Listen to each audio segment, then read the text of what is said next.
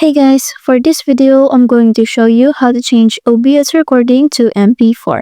So first thing that you want to do is you're going to open OBS, then you're going to click on File over here at the top corner. So I'm using a MacBook, but if you're using Windows, I believe that there's a similar feature and a similar option. Then you're just going to click on Show Recordings, or in general, you just want to look for the recording that you made in OBS. So I have here the recordings.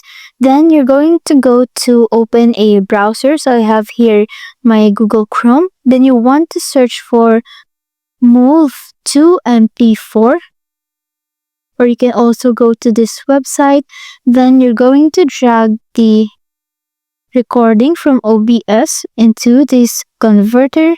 Then just click on Convert. Make sure that the option is Convert to MP4. Then click on Convert.